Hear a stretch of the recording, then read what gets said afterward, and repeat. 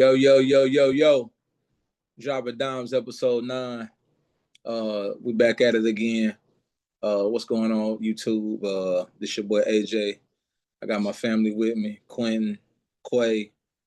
Shout out to everybody that's been rocking with us. Shout out to everybody that's been, showing us love. And yeah, we back at it with some more hoop shit. You know what I mean? I'm your host, AJ. Quentin, Quay, how y'all boys doing, man? It's good, fellas. It's your boy Q. Pissing me off is what the Sixers do, as you know. Quentin Grimes probably has solidified himself, created a conundrum in Philly. I think we need to go ahead and lock him up. But besides that, chilling. It's good with y'all boys. What's up, Quay? It's good with y'all boys, man. I ain't have nothing today, but I just randomly thought of something. Y'all need to renege on some of them Cooper Flag shit y'all was talking about. Oh my god! Wait, not y'all. What did I say? Did I say something crazy? Y'all just, Who I was feel calling like him y'all. Andre Karolinko 2.0? I feel like that y'all was downplaying that man's upside. You know what I'm saying? That's all I'm gonna say. I think that was more cute than me. I'm just saying. All I said was 28, 8, 7 generational on them talents boys over are there. gonna look like generational talents in college, bro. I'm sorry. I think Cooper Flag is supremely talented, but LeBron James is crazy. Like, we gotta chill. Yeah, that I is. didn't say he was. I I think didn't that's say the he was the confusion. next LeBron Boy, James. I think that you. That's what I think it is. I think that you thought, because I didn't understand where you was coming from with the Cooper Flag, LeBron James. You might have felt like I was hating on Cooper Flag. I don't think that's the case. Ain't nobody hating on Cooper Flag, bro. Ain't nobody hating on Cooper Flag. But comparing Cooper Flag to LeBron James is nuts. Not saying he's the next LeBron James, bro. Just his game. White bro. LeBron is crazy. That's who he played like, bro. In college, like I said, generational talents don't look like that, bro. But like I said, I feel like he has a different type of skill set than LeBron. And the Andre Karolinko comparisons are always going to be fueled by the fact that I feel like he can get 5x5s, and I don't think LeBron can do that. Cooper Flag is a better in college. Cooper Flag is a better passing Michael Beasley, bro. Cool. Q, can I get an amen? Pro Michael Beasley? No. I don't see. He's a better passing. I don't like this. Michael Beasley. I don't like this like stuff when you have to start Michael Beasley, putting. because at K-State, Michael Beasley was on a block primarily. That's true. So I don't. But I say that because Michael Beasley. Michael Beasley. Hold on, Michael Beasley could step out and hit the Tracy. It just wasn't. Yeah, he could. It wasn't popular. It was in 07, 08. The three ball wasn't as prevalent. You know what I mean? He was on the block. Yeah, he was a block killer. 40 on pull-up threes, bro. Come on. His pull-up look good, and he shoot the dirt fade. I seen him take a dirt fade the other game. I said, "Oh yeah, he got skill. He more skilled than I thought." I will say that he's way more skilled. And like, we ain't even got into the pie yet. I didn't mean to make this a topic.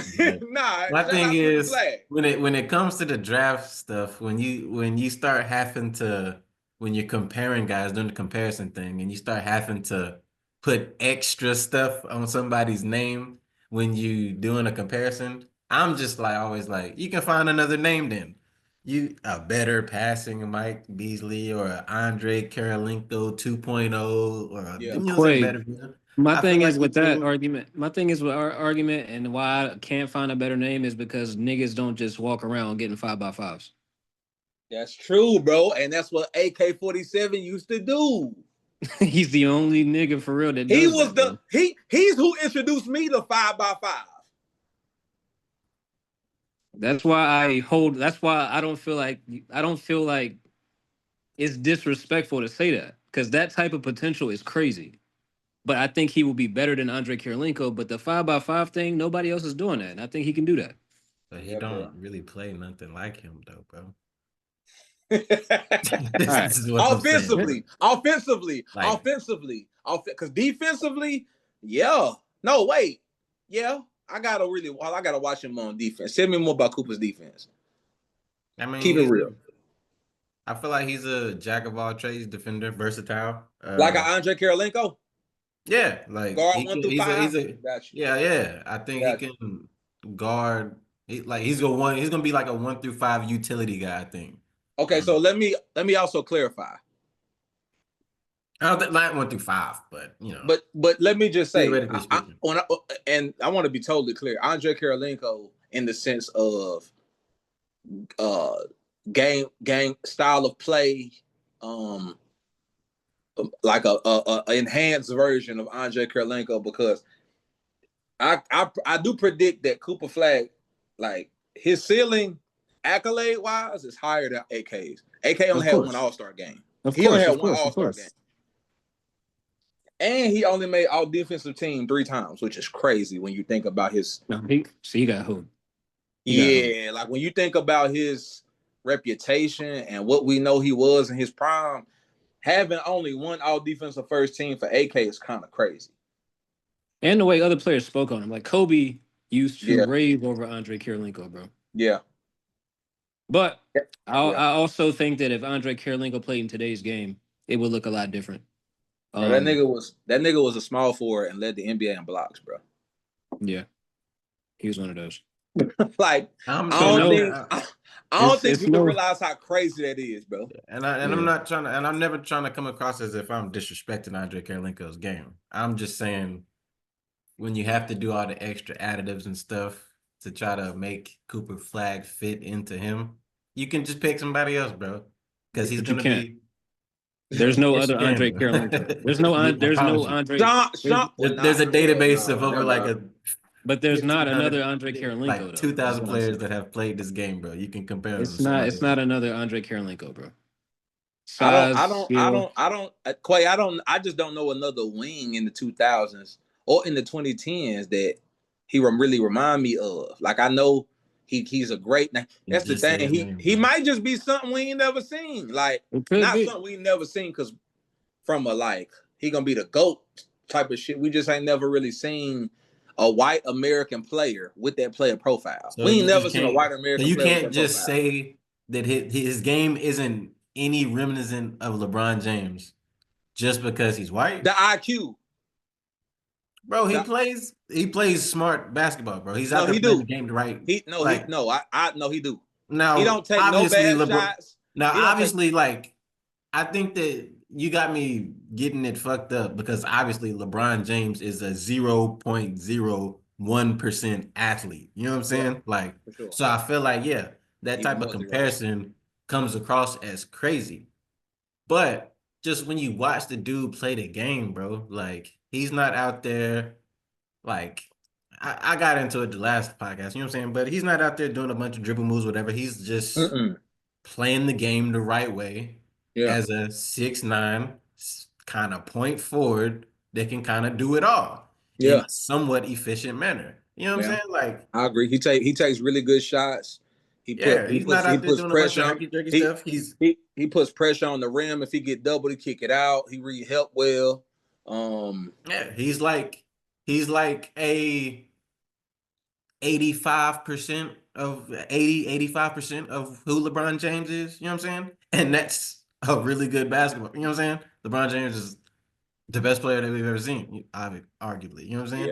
Yeah. So if I'm saying that he's 85% LeBron James, you know what I'm saying? And the way that I feel like he plays the game.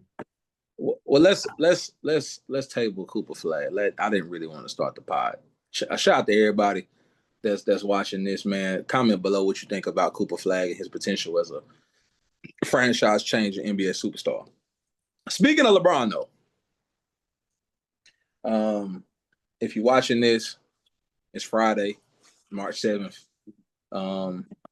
So these comments are kind of dated now with the way the NBA news cycle goes so fast, it feel like. But I wanted to talk to the fellas about LeBron's comments about face of the league, right? So LeBron, actually it started with Anthony Edwards, right? They asked Anthony Edwards how he felt about being the face of the league. Anthony Edwards said, I really ain't trying to be that. I just want to pull up, kill, and go home, pretty much. And, he said that's what we got Wemby for. Right? So Anthony Edwards was like, yo, I ain't trying to be the face of the league. We got Wemby for that. We got Victor Wembanyama for that. All right. So LeBron was LeBron spoke on it after a game last week. I don't know if you fellas were you fellas hip to those comments? Yep. And I fuck with it. Because LeBron was absolutely right. It's just it comes with a lot. You know what I'm saying? You forward facing all the time, and LeBron's whole everything, you're just under so much scrutiny every single day, bro. Nobody really wants to live like that. You know what I mean? Yeah, real quick, Quentin. I just want to tell the viewers what LeBron actually said. LeBron told reporters after the Lakers beat the Timberwolves, I mean, it's unfortunate, but like, why do you want to be the face of the league when all the people that cover our game and talk about our game on a day-to-day basis shit on everybody? To have that responsibility is just weird. It's weird energy. Yeah. It's just, I wouldn't want it. You know what I'm saying? Like, if I'm young, I'm 22, 23 years old. You know what I'm saying? I don't want that, bro. I just want to go out there, kill. I don't need the extra distractions. I don't want to have to uphold this image. I don't want. It's just a lot, bro. So I agree with AE and LeBron. All right, so this the thing, and Quay, I'm gonna let you jump in with your thoughts. This is how I feel. Like, we in the social media era. It's 2025, and specifically the NBA. This is the most high-end era we've ever been in terms of criticism, dog. Like Twitter, Instagram, Facebook, YouTube, TikTok. This is just the age of, in the NBA in particular. And I'm only speaking on the NBA. I don't know the culture of the fans and the MLB and the NHL. The NFL I know a little bit, but I pay attention to NBA. And bro, it's always LeBron suck. He ain't Mike, or fuck Mike. He ain't LeBron, or KD. He trash because he went to Golden State. Or it's just a lot of like. And I want to say it probably stems from the ring culture that polluted the internet last decade. But it's like, bro, we're not spending enough time appreciating the game, dog. And for Bron to say that he was the face of the league for shit, he's still the face of the league in my opinion. It's his shit until you retire, honestly. But it's like, bro, like, and of course you're gonna have debates. Mike, LeBron, Jordan, Kobe, KD, Bron, like you're gonna have them debate Steph, Magic Johnson. But it's like, bro, we in the most skilled time of all time in the NBA, dog. And yeah, they're not beating each other up like they was in the 90s. They not, or in the 2000s. It ain't, they're not hand checking no more. I get it. But in terms of pure basketball, bro, it ain't never been no time like now. The young niggas is nice. The niggas in their prime is nice. And the OGs is still nice. Yeah. Bron is legit a top 3 to 5 player in the NBA still. James Harden just had a 50 ball last night. Steph Curry just had 56 last week against Orlando. KD still putting up 27 on 50, 40, 90 damn near.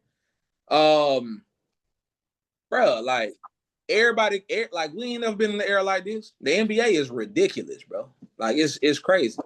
So I just think that to wrap it all up, it's like who trying to, like, what's the benefit? I'm already rich. Don't know. This ain't like the old days. Like I'm already rich as hell. Like Anthony Edwards signed a $200+ million extension. What do me being the face of the league? What that gonna do? But bring, like you said, Quentin, some unnecessary stress. For what? I want to go hoop. I've got money. I got a shoe deal. What I need? And I don't know. Now Anthony Edwards, on his behalf, it's kind of weird. him saying that because you in a few commercials, you know what I'm saying? So it's kind of hard. Like you got the Adidas joint, of course, you got to promote your shoe. I think he's in another commercial. I just can't forget the cuss, but he's out. His face is out there. So I don't know if he really believes that. Only time will tell. I do think Anthony Edwards is a great candidate to be the face of the league. The nigga got the charisma. He got the game. The nigga look like Jordan's third son. He got everything you would want. Only thing is, he just in Minnesota. If Anthony Edwards was in New York, he'd be the most popular player in the NBA, damn near probably. But that's just my synopsis on that, Quay. I ain't gonna get that long with it. I just had to rant a little bit. What you think, Quay? Oh no, you good, bro? Because I agree with a lot of what you're saying. And just what I'll say about it is to be that, you know what I'm saying, top 1, top 2, top 3 guy. You know what I'm saying? Because I feel like we've been in an era kind of since Kobe, LeBron. You know what I'm saying? I feel like there was never any definitive transition there. You know what I'm saying? So I feel like ever since that era, even though we never got to see them match up in the finals, the face of the league has kind of been a shared thing. You know what I'm saying? There's never been like LeBron obviously has been it, you know what I'm saying? But I feel like there's always been guys at the doorstep right there with them, you know what I'm saying? With KD was right there with them. And then right after KD, Steph came right along and made his mark and became one of those type of guys, you know what I'm saying? So I feel like that role has kind of been a shared thing he amongst the had to deal top. with Kobe. He had to deal with Kobe before that. Yeah, exactly. So it's been a shared thing, you know what I'm saying, for the last 15 or so years, you know what I'm saying? Amongst the top 2, 3, 4 guys in the league, you know? Yeah. And what I'll say about that is it don't look fun to be none of those guys. You know what I'm saying? Just from the outside looking in, it don't look fun to live the life that LeBron James lives. Obviously, like in terms of like the outside noise, you know what I'm saying? Like obviously he's a millionaire, best player in the world, this, that, Billionaire. you know what I'm saying? Billionaire. Family man, done a lot in his That nigga's an community. active billionaire. Hold on. You said millionaire. Give that man his B. You said millionaire. Give him his B now. No. Facts. But you know what I'm saying?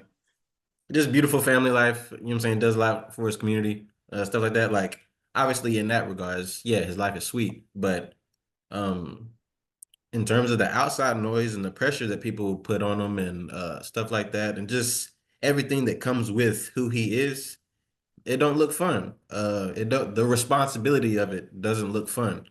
Um, it looks much more fun to be Anthony Edwards or Jordan Poole or Ja Melo Morant. Ball or you know what I'm saying? Yeah. Somebody like that, to where I got the max deal too, and I don't got to deal with none of what you got to deal with. All I do is got to show up, play basketball, go home, and nobody cares. You know what I'm saying? Yeah.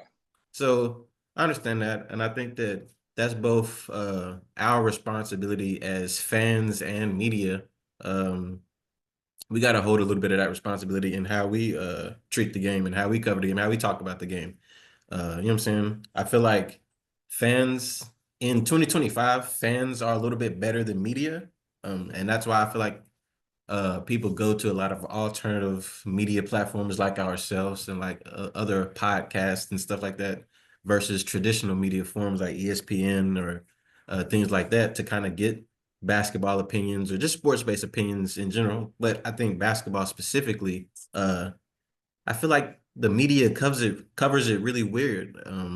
I don't feel like in other sports you see uh, such negativity on the current state of the sport, and I don't feel like you see former players show such like disdain for the current style of play in other sports and in other leagues. So I do think the coverage of our game is really weird, and it doesn't look fun to be the face of the NBA. I wouldn't want that role either. Yeah. I think that's something that, like you said, it probably ain't the most fun. I mean, besides I know it's not the basketball. It's just everything around the basketball shit, bro. Like, and that's the point. Like Mike, they was talking about Michael Jordan, how Mike retired after 9 years, bro, due to his dad died, but due to he just mentally was tired, bro. He just mentally drained. 9 seasons. He was the face of the league. And you can pretty much say Mike was the face of the league for they had Magic and Larry, so I'm gonna say about 4 to 5 of that. I want to say 7. Yeah, I will go and stretch it out to 7. And you can argue that they were sharing face of the league with Mike as soon as he came in because he was the first one with a signature. He didn't take it over until he started winning. That's true. But as far as the soul face, you know what I'm saying? I think from the first time he won the dunk contest to 93 was when it really took off for him as far as the league being like, oh no, he the one. He the one we gonna lean on to promote this thing. But my point being that, bro, like that's why I respect Bron so much. Like I'm a Kobe guy, but I respect Bron so much because, bro, like he done dealt with what Mike dealt with from a pressure standpoint. Well, he had way more pressure than Mike pre-NBA. Like that, LeBron James, we've never seen. So everybody know we ain't never seen somebody with the pressure that Bron came in with, and the way he just smashed through all his expectations. Like Bron is your best case scenario when it comes to we hyping this nigga. He's the number 1 pick. We think he gonna be that, and he did that times 10. We know that. But the way that Bron has maneuvered through the social media era, that first of all, he came in the league pre-social media, came up through the beginning, the peak, and the current social media era, and he just had to deal with it for 22 years straight, bro. That's why I respect him so much, bro. It's like, bro, like. It's an interesting thing that I just thought of that I think may play a factor here. Is I think part of the coverage and the difference between how we see like Mike versus LeBron and stuff like that is I think that we've seen LeBron like more human than Michael Jordan. Like we've seen LeBron lose, win, lose again, struggle, win again. You know what I'm saying? We've seen the ups and downs. Like when even off the court too. Off the court too with his family, his wife, his kids, all that. Yeah, and I feel like with Mike and like guys from before, because it wasn't on social media, so we didn't see as much as these guys' lives, and 2, you know what I'm saying? I hate to say it, but Mike didn't lose. You know what I'm saying? But obviously, like as far as like the rings go, you know what I'm saying? We didn't see him get there and fail. Like we've seen LeBron fail time and time again, but also come back and win again. You know what I'm saying? So we've seen him kind of be like, okay, like this guy obviously is great, but he's human too. So I think that hasn't allowed the media to like mythologicalize it like they do Mike's career. Like the old heads, they talk about Michael Jordan and Magic Johnson and those guys like they're like heroes. You know what I'm saying? Like, and I don't think that they, you know what I'm saying, make LeBron a myth or a legend in the way that they do. You know what I'm saying? Guys back then, because we didn't see as much as those guys' personal lives and those guys lose. You know what I'm saying? It wasn't as much of a microscope on their losses as it was. They just glorified their wins. So I think that plays a big factor of it too. Which is unfortunate because, bro, y'all, we can all 3 agree, and everybody watching this video right now, we can all agree. Bro, we ain't never seen nobody play this good at football. It ain't never even been close. Ain't nobody ever even been close to how Bron playing at the age of 40. And Mike averaged 20 a game at 40. Bro, it didn't look nothing close to how Bron looking right now. In 2003, Mike Jordan wasn't the top 5 player in the NBA, fellas. Like we know, like he wasn't better than that nigga. Wasn't better than Shaq or Kobe. He wasn't better than Tim. He wasn't better than KG. He damn sure wasn't better than Tracy McGrady in 03. He wasn't better than AI. He wasn't better than Kevin Garnett. He wasn't better. Bro, it's like at least 10, probably 3 more dudes I can name that Mike wasn't better than them. Vince. He wasn't better. Oh Lord, he wasn't better than Jason Kidd. He was still cold though. That's not. No. Mike was. It's not strong. No. Listen, if you, I'm not shitting on Mike. If you really love basketball, I look at Michael Jordan Wizards highlights. How Quay look at 50s and 60s NBA. Like if you like a purist, go watch MJ in Washington, bro. Like it's just straight. It's no athleticism involved. No, you know what? No, I'm not gonna say that either because I've seen him snatch some shots off the two hands. The 2-hand joint at 40, bro. Let's not say that. He was still kind of athletic. Crazy. That was crazy. But crazy. This is my thing to that. In 03, 02, 03, this is my first time actually being able to watch Michael Jordan. I didn't get to see Bulls Michael Jordan. I was like 4. You know what I'm saying? Right, facts. 98, I was 6. You know, facts. He retired. Facts. He left. He came back. My first experience watching basketball was at 9/01. Yeah. So when Michael Jordan came back, all I hear is like Michael Jordan. Yeah. You know about him. He's a myth. You know what I mean? Yeah. You didn't see it. You just know that he's the best player ever. So when he comes back and you're watching him, I was still kind of amazed by Michael Jordan because he was still pretty fucking good, bro. No, he was the most skilled player on the court. I'm telling you. And it wasn't close. Like he was really like his IQ was different. I ain't want to come off like I was shit. Mike was cold in Washington. Mike was still cold, bro. And it's one of them things that that don't nobody say it like that because they didn't make it to the playoffs. But if you just watching Mike was cold, bro. Bro, Mike was not watching. Mike was still cold. He still scared me in 03, bro, because he was still Michael Jordan. That was probably the coldest mid-range. But his mid-range game was like, that shit was like throwing darts at the basket, bro. Like, that shit was cash, bro. He wasn't missing pull-ups. But it was like his footwork. I'm about to say, honestly, 03 Mike probably has the best footwork I've ever seen in my life. Bro, his footwork, bro, it's crazy. DeMar DeRozan, he brought that up on Podcast P. Shout out to Podcast P, man. They shut operations down for the season. Podcast free. We outside. Shout out Podcast P. But nah, DeMar DeRozan was on Podcast P, talking about, man, look, I watch Wizards Mike. And we know the footwork demon that DeMar DeRozan is. You can tell, bro. Yeah, you can tell, bro. Like DeMar, he developed the Wizards. Yes, bro. DeMar DeRozan developed that at a young age, bro. He's been one of my favorite players for a while, bro. Like, I feel like when it comes to like an all-time underrated list, when it's all said and done, DeMar DeRozan's gonna be on that list because, like, I feel like for sure he's like for sure. I feel like, you know what I'm saying, a couple years after he retires, and I don't know how many years, I think they shortened it or whatever, and like he's up for Hall of Fame and it's damn near first ballot, I feel like a lot of people gonna look up and be like, whoa. All right, hold on. Like, nah, we're gonna solidified. We're gonna put some context to what you're saying. How many points? Hold on. Now I don't want to answer that because y'all ain't gonna get it. Over under. How many points you think DeMar? Nah. Over under. How many points you think DeMar DeRozan got? 25K. Then he just crossed it.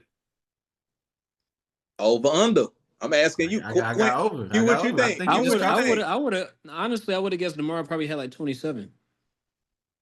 DeMar DeRozan got 24,824. So he gonna cross 25K this season. I thought he crossed it recently, but yeah. But like, he gonna cross it this season. And that's like top 30, ain't it? Yes. All time. Yes, bro. I would have put him higher than 24. I would have gave him 27, but he gonna get the 27 though. Yeah, he will. Bro, that's gonna be crazy, bro. Cause DeMar DeRozan, all right, look. And he's what, 09 draft class? Yeah. Yeah, he came in with Steph and James now. Yeah. He's right behind Steph. I'm gonna be honest with y'all. By the time DeMar DeRozan's done playing, DeMar DeRozan will be a top 20 scorer in the NBA. Because KG has 26,000, and DeMar DeRozan is already at 25K damn near. He's one of the best scorers of all time, bro. He probably gonna have more points than Paul Pierce, bro.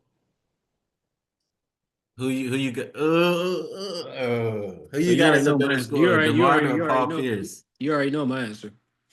I don't fuck with that nigga Paul Pierce at all. Nah, I ain't gonna lie. Hold on, I didn't realize DeMar DeRozan had. Who you got, AJ, bro? Who you got, Paulie P or DeMar? Hold on, bro. Nah, because I'm really this is kind of fucking me up because I didn't realize that DeMar DeRozan had more points. Bro, DeMar DeRozan got more points than Patrick Ewing, Ray Allen, and Allen Iverson. Allen Iverson he only had like a 6-year kill window for real. DeMar DeRozan got more points than Dwayne Wade, fam. DeMar DeRozan was really like that, bro. That's crazy, but and that's what I'm saying. And he was like that for a long time, bro. Like he was he been good since he came to the league. That's what I'm saying, bro. I think his first year he might average like 12 or something like that. But then after that, he been like 17 and up. Hey, I ain't gonna hold you. This the thing. So, all right, look. Fuck. I'm trying to answer your question. I've been thinking about it the whole time. Fuck, bro. Oh my God. I'm trying not to let nostalgia answer this question for me. I'm trying to really just look at this objectively. Because when you say Paul Pierce or DeMar DeRozan, most people watching this gonna be like, nigga, what you mean, Paul Pierce? But nah, they don't fuck with him like that. Huh? They don't fuck with Paul like that. I'm just saying, if you take the championship away, he's Tracy McGrady. Hey, not as good. If you take the championship away, you would have DeMar all time, bro. If I took the championship away, it probably wouldn't be like, I ain't gonna say it wouldn't be close, but like, nah, it would be close. Honestly, the championship don't even change that much for me because you only got one. And you got that one because KG came and helped you out, huh? Yeah, and Ray Allen. And Rondo was amazing. Okay. That's literally it, bro. I don't give him the championship. And I'm gonna be real, bro. I think that obviously it's like a what if scenario. We always can play that game. But we never did get to see DeMar DeRozan and that Toronto team get their opportunity to go at it in the East without LeBron in the East. As soon as LeBron was gone, they traded for Kawhi and won it. So, but every single year, I think that they were actually a competitive team. I think they lost to LeBron either in the conference finals or the second round.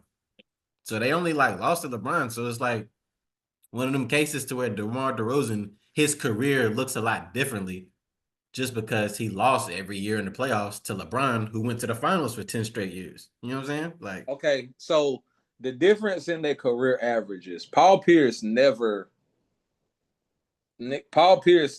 score in single digits until them last 2 years with the Clippers. With them last 2 years with the Clippers. But DeMar DeRozan's first year, he averaged 8.7. But the context to that is Paul Pierce spent 3 years in college. DeMar DeRozan only spent 1 year in college. And his second year, he started averaging double figures. So, man, I don't know, bro. I mean, from a game standpoint, now hold on. From a skill standpoint, fuck the numbers. I'm rocking with DeMar. I made my decision because I'm thinking about now. I'm rocking with DeMar. I think DeMar got a little bit more. I think DeMar got a little bit more than Paul. Yes, and was supremely more athletic.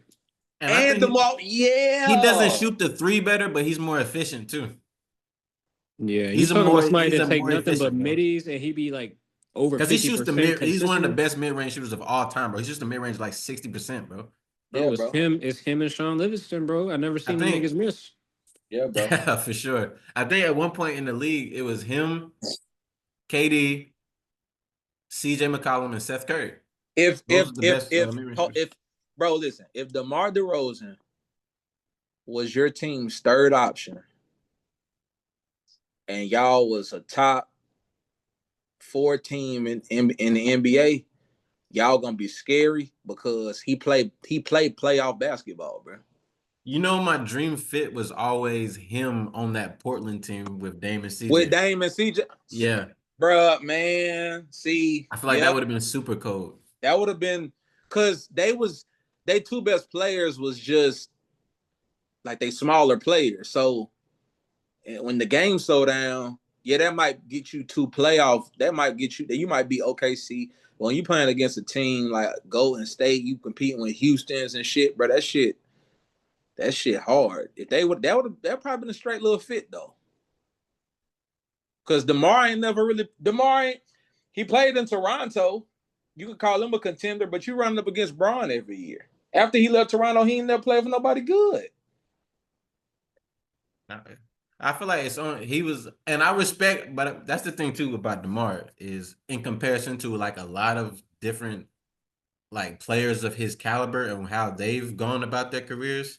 I like how he's gone about where he's went. Like he ain't just went nowhere with the best players and said, "Oh, I'm, you know what I'm saying, this age and I'm trying to get a ring." Like, nah, he's like, you know what I'm saying, went places where he would still be a featured guy. He ain't tried to go step on nobody's toes and try to make it work with no other superstars. He's, you know what I'm saying, found good fits for him when hoop because that while they was healthy, that Bulls team was pretty good and pretty fun to watch with him, Lonzo, and Zach LaVine, Alex Caruso.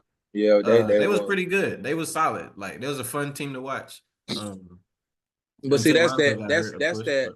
I think that's more that DeMar DeRozan. He grew up in the 2000s, bro. Like that's just how he wired. Like DeMar, James. I mean, I know James was playing in Brooklyn, but like them dudes don't give me the type of vibe. Russell Westbrook, they don't give me the type of vibe. They just want to hoop. Now they want to win, but they like, bro, I want to go hoop and compete. Like I ain't really trying to go run and chase and play with Bron, Steph, and KD. I'm just trying to go hoop and get it to it. But this was crazy. This was not on the docket. I did not realize that DeMar DeRozan was top 30 all time in scoring. That is kind of fucking me up. I ain't gonna lie to you. He gotta be. I mean, he gotta be first ballot. No, first ballot, bro. And that's what I'm saying. That's why I think that you said they shortened the years from 5 to 3, right? Yeah. So that's what I'm saying. I think that when he retires, and then when it's like so quick like that, and niggas look up and they see DeMar DeRozan getting inducted into the Hall of Fame, I think a lot of niggas gonna be like, "Wait, what?" But like if you really tapped into the game, you're gonna be like, "Yeah, that's respect." Yeah, you gotta. I mean, bro, you gotta, bro. And the other thing is he don't miss games. And DeMar he OG, 35 years old. Bro, he don't miss games, bro. DeMar DeRozan has never missed. Bro, he's never played under 60 games. And he's only played less than 70 4 times. And this is year 16, bro. Who ranks higher all time? And I don't want to make this into a score conversation, but we can take it there. Who ranks higher all time though? Paul George or DeMar DeRozan? DeMar DeRozan. Stop it. DeMar DeRozan, because he spent more time as the number one option. He's had a longer run. He's played more because Paul George had a lot of shoulder, the leg. If Paul George doesn't break his leg, it'd be a different conversation for me. Okay, so this is my thing. I'm okay, maybe, but it's just the quickness in which you said that. Like, you said that fast, bro. Like you said that like he cleared him. Like, do he clear? He clears him, bro. Paul George had like one definitive, like one undeniable season to me, and that was in OKC. Oh, boom! When he came in third in MVP, right? Okay, yes. Yeah, that's his best season. We can all agree. I give him Eastern Conference Final year in the Pacers. He didn't have a dominant regular season or anything like that, but like I ain't gonna lie, he was coming along. The resume says Paul George. I mean, the resume is cool, but I watched DeMar DeRozan. In what sense? If I'm picking somebody by skill and hoop shit, I'm going Paul George. Paul George, I'm going Paul George. But it's not that far away. No. I don't want to be disrespectful, but I'm going. It's not that far away. Yeah, and Paul George got 4 all defensives. Yo. And he led the league in steals one year. Yo. And he was all NBA first team 1 year. Yeah, come on, Clinton. I'm comparing his definitive season to DeMar's. That year, DeMar averaged What's DeMar's definitive season? He averaged like 20. Averaged 30. He averaged like 28 or 29 1 year, bro. Oh, in Chicago? No. I think either his last year in Toronto or his second year in Toronto, bro. He went nuts. Yeah, he averaged like averaging damn near 30. Chicago. I remember he was in Chicago, Toronto. Okay. Y'all he talking averaged about damn near 30. 2016, 17. They were 27.3. He averaged 27.9 in Chicago 1 year. That's why I said that. They were the number 1 seed, right? In 17? I'm pretty sure they were number 1 seed, and they fired Dwayne Casey after that. And they were like, what the fuck? Nah, Dwayne Casey got fired in 18. That's when LeBron hit the shot, remember? I just know one of them years they were like the number 1 seed, and Dwayne Casey got fired. Yeah, I think that was. But DeMar that was 18. That was 18. In 17, they came in third. I just know that it was 18. They came in first in 18. So what did DeMar average that year? In 18, it was it was like 23, 24.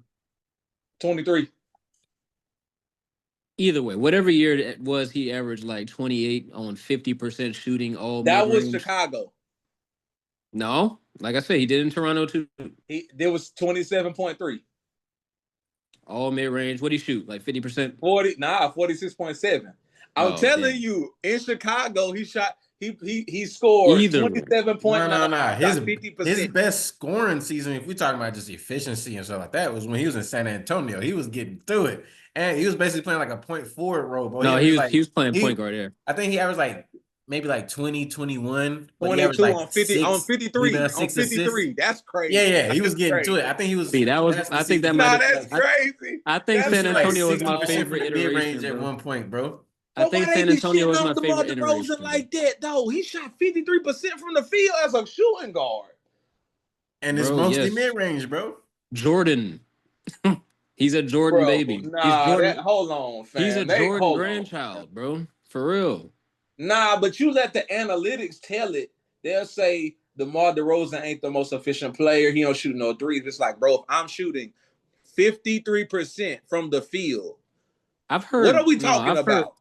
No, I've heard the media like say that he's an anomaly because he is so efficient that DeMar DeRozan mid-range shots are actually great shots.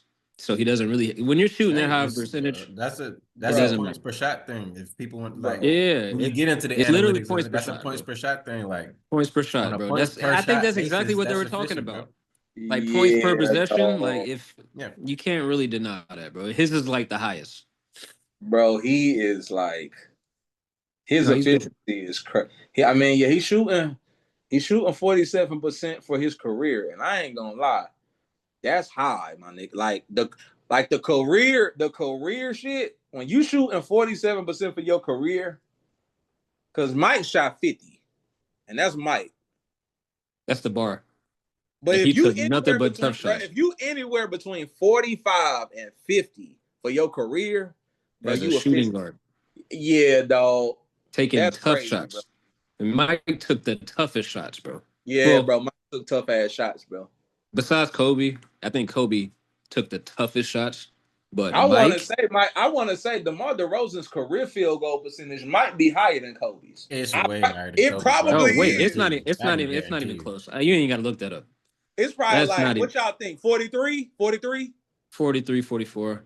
I give him yeah. Hold on, I'm gonna tell you. Kobe was at. I'll give him 34 from 3. Kobe was at 44.7. Yeah. And I'm gonna be honest with you. I was thinking 43. I was thinking 43, but he was at 40, pretty much 45. I'm gonna say 45 because them last 5 years were disgusting. Yeah, and so look, yeah, bro, because the last 2 years was 37.3 and 35.8. Yeah.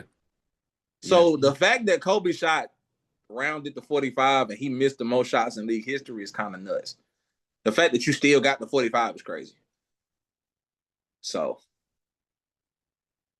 that's crazy. But y'all comment below. I didn't know we was gonna have this debate. I'm leaning to PG just because of the two-way shit, and because I just like Paul George, one of my favorite players to watch ever. Like, if I ever want to cut some hoop shit on in the background, on some chill shit, it's Paul George 2018, 2019 OKC. Like, that's just with the Erykah Badu in the background. I just cut Paul George. That's one of the best. I think that season is one of the most aesthetically pleasing. Oh, dog. That shit is beautiful basketball, fam. That is the most aesthetically pleasing I've ever seen anybody play. Yeah, dog. Paul George. It scratches that itch that you can't get to for real. That basketball itch. I get why Cayenne and Brandon Miller. Man. I understand what they mean when they say blueprint player. Huh? He's definitely a blueprint player. You know yeah, but nigga 6'9". He got a handle he like 6'9" Kyrie. Yeah, I'm about to say he's the type of player where like you can't help but watch him and be like, all right, like that's where you can take basketball. You know what I'm saying? Like everything that he got, I want to do. You know what I'm saying? Y'all ever seen Paul George at Rico Hines, bro? Yes. Bro, oh my God. Bro. The double snatch back between the legs. With the long sleeve green joint. I was like, man, he's different. He's different. At 6'9", bro, what? He's different.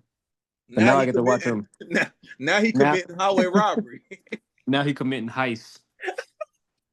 I get to watch him do all this pretty shit in brick. Dog.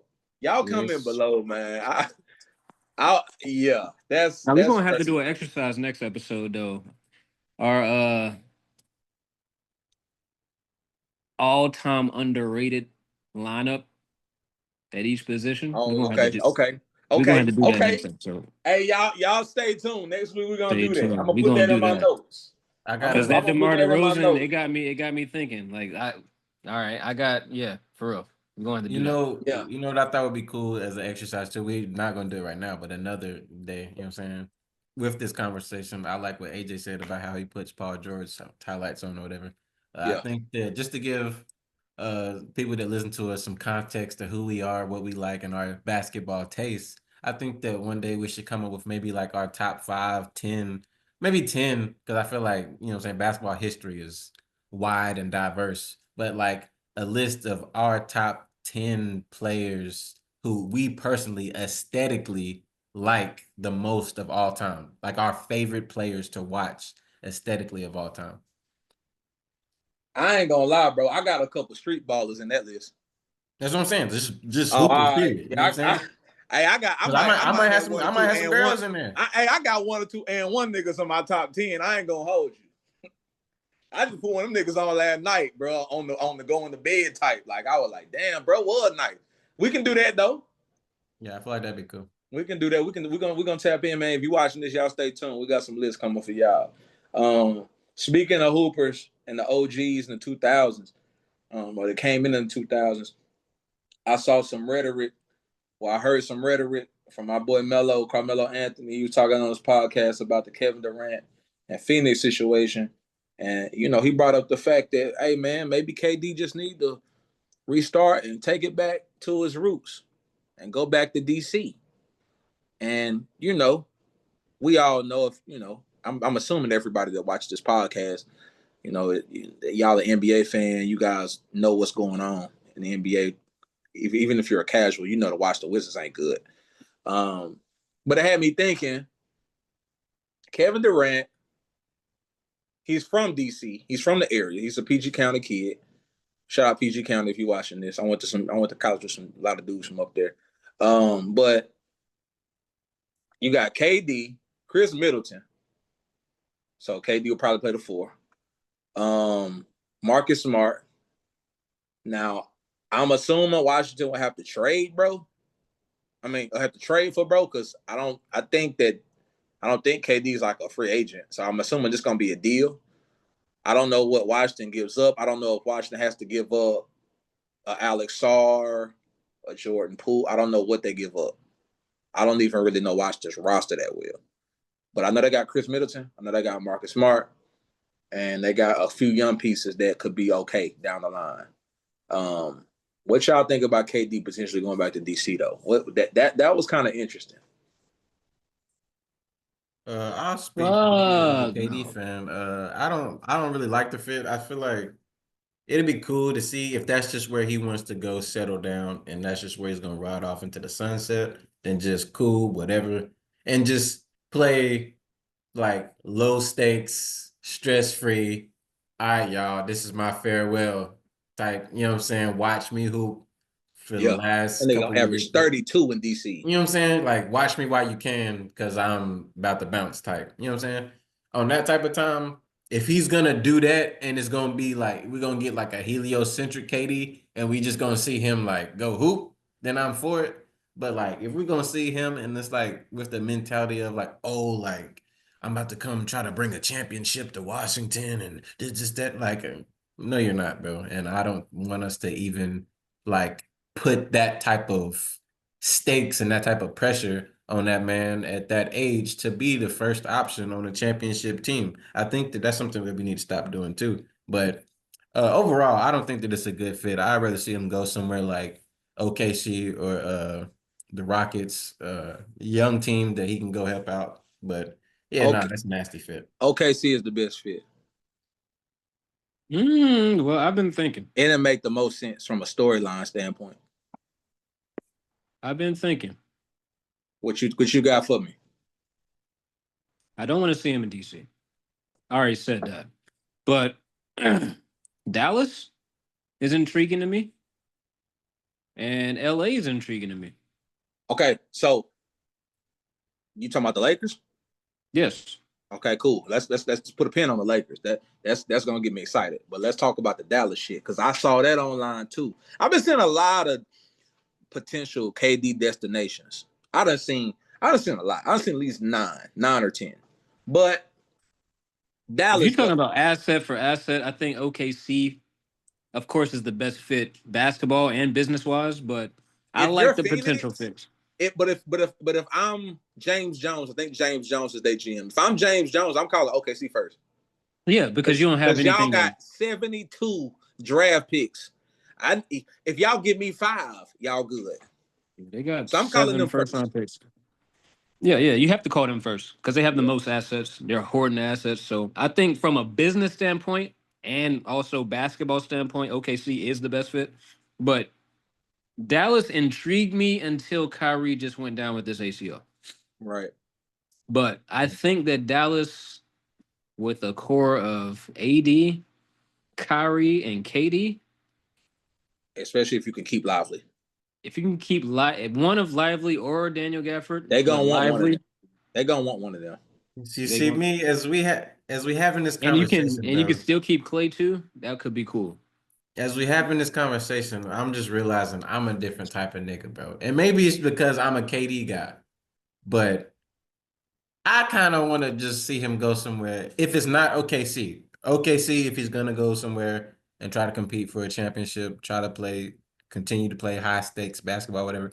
But I was gonna say that I want to see KD go somewhere low stakes, honestly. Like, I don't want to see him go somewhere where he's not going to be in the playoffs, obviously. But I don't want to see him go somewhere with a bunch of names that puts a bunch of championship type of aspirations and championship type of pressure on him to where people can continue to deduct his legacy.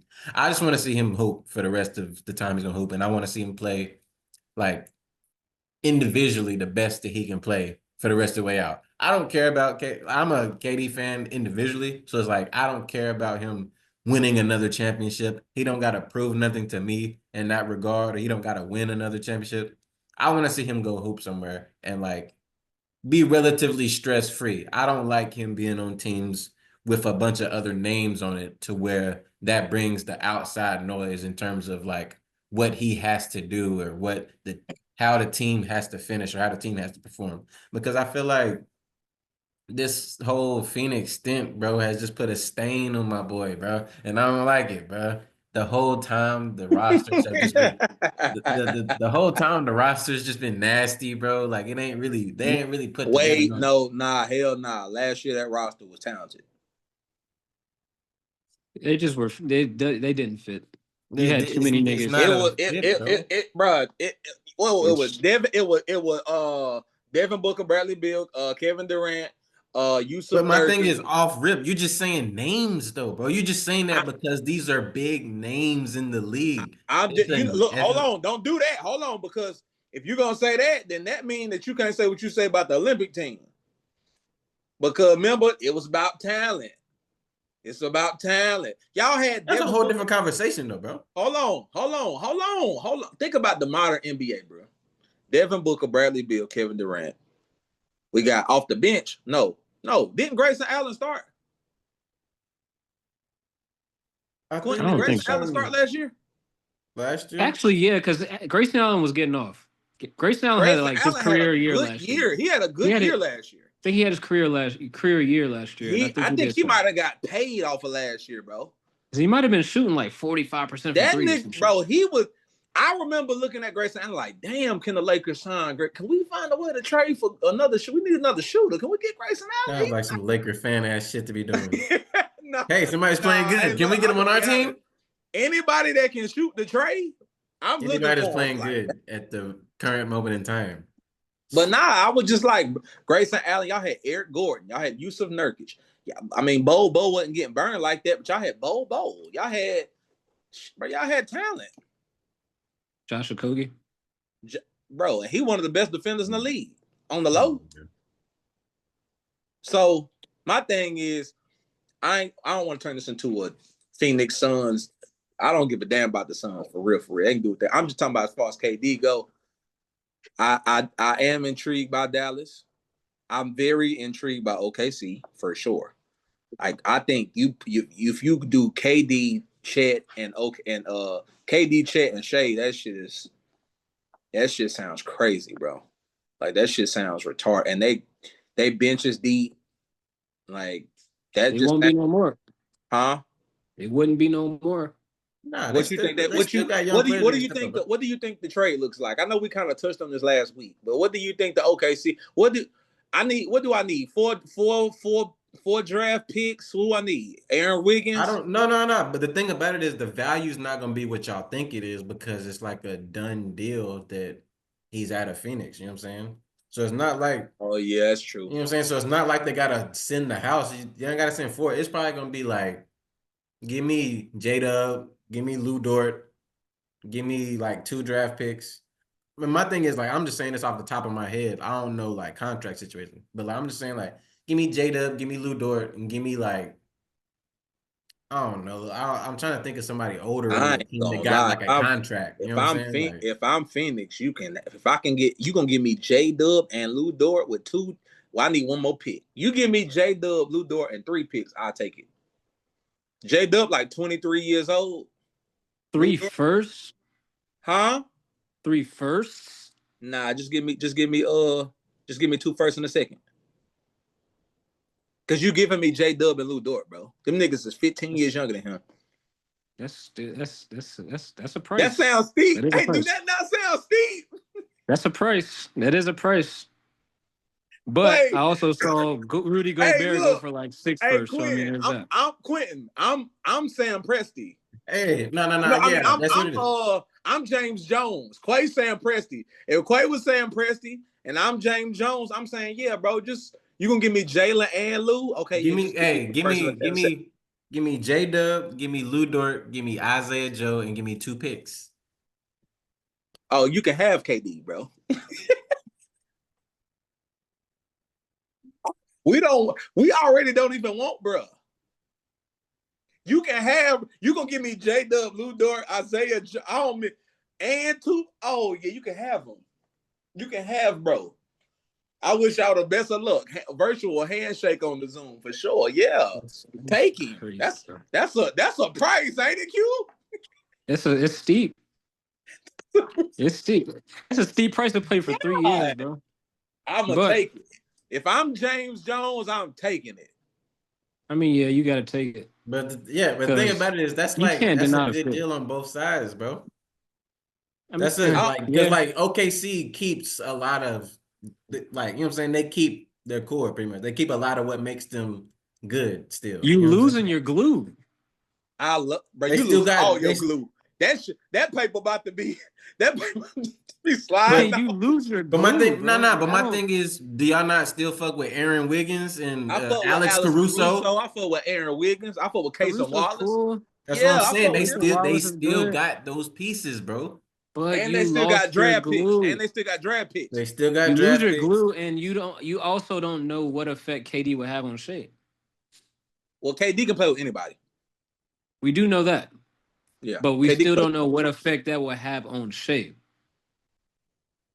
I'm gonna be honest with you. You don't give a fuck. Nah, no, fuck, no, it ain't even that. I just feel like, bro, KD's whole reason for going to Golden State was I just want to play good basketball, and I still feel like KD just want to play good basketball. He's a basketball savant to the highest degree. So I feel like he can be second or third fiddle to Shai Gilgeous-Alexander. Shai, you want to create? I'm 37 years old. Fam, go ahead. I'm going to catch and shoot. Whenever you get tired, I'm going to pick my spots, get to my mid-range game. I got my post-up game. KD, that shit'll work, bro. That shit'll be fire. Whenever you get tired. Nah, not on some disrespect. I'm just saying, but he going to be the MVP. No. Like, I've never seen Shai get tired. Like, I've never seen him sweat.